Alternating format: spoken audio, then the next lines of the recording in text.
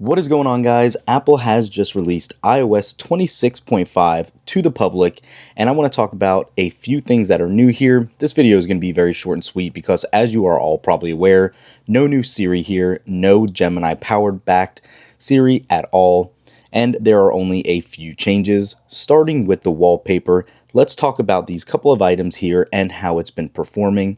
If you missed our other videos, this wallpaper is probably one of the best that Apple's come out with recently. As you can see, look at the subtle animations as you swipe up to get into your actual home screen, and the standby display looks pretty cool. It is very customizable when you long press and go to customize. There are preset color patterns, as you can see here. There's about 9 or so, and then obviously the one you saw me on is one you can pick, I think, up to 12 colors to actually generate different patterns here, as you can see as I click through to give it a different look. I think this is very cool that they came out with this.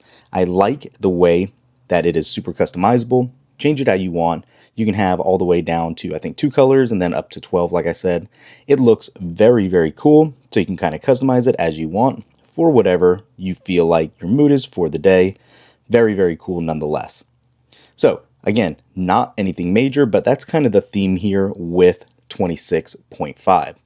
Beyond this, we are going to have end-to-end encryption for RCS messaging.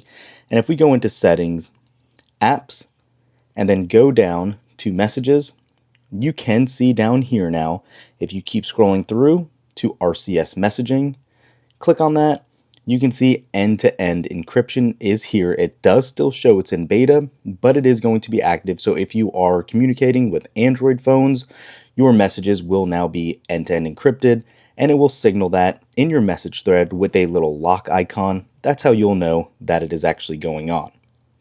Then also, the only other final thing and change here is really the ability to unfortunately have ads in Apple Maps.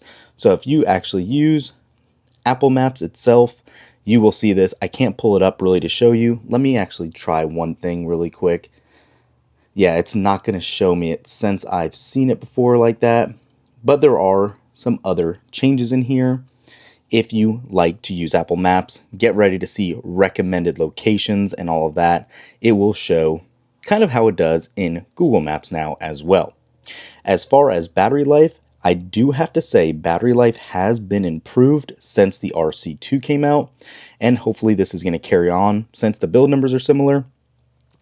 You can see here, somehow my camera shows it was on for 6 hours and 17 minutes longer than usual. I'm not sure how that is even possible here, but there you go. So we kind of still had these long-running errors that we've talked about historically. It was resolved recently, it felt. As you can see, I didn't have it here. Didn't have it on Saturday. I'm sorry, I did have it on Saturday. Did not have it Friday, but did have it on Wednesday, I believe, or Tuesday it was last week. One of those days really did kind of show substantial battery drain, similar to what we're seeing here. So take that into consideration. Hopefully it'll still be fixed and level out over time as things finish reindexing, as it's only been a couple of days since the RC2 came out. But one thing I'm super happy to say, if we go into Geekbench and look at our CPU history here, this was the one we ran on the 10th, a couple of days after the RC2 came out, and it was still pretty solid, 3657 single and 9334 multi-core score.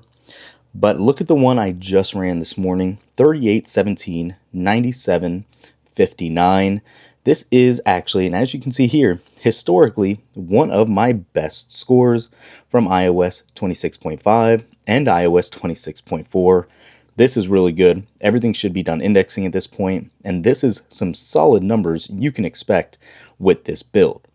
Now, having said that, obviously today is May 11th. I am anticipating 26.6 Beta 1 to be coming out very shortly. Possibly as soon as this week, if not more likely, I would say around the 18th of next week, as we are so close to that June 8th WWDC keynote date, where iOS 27 will be officially unveiled, and we'll definitely see some new Siri features. I don't expect 26.6 to have much of anything else either. It will continue to be bug fixes, security improvements, battery improvements, and things of that sort. So keep that in mind. Again, This update is not anything crazy or massive.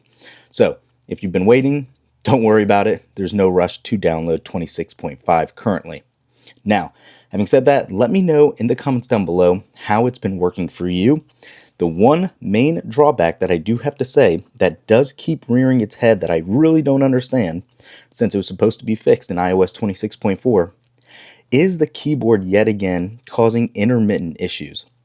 Keeps rearing its head. I'm not sure what's going on here, but the predictive text keyboard line disappears, which makes the grammatical errors and spell check really just not work like it's supposed to.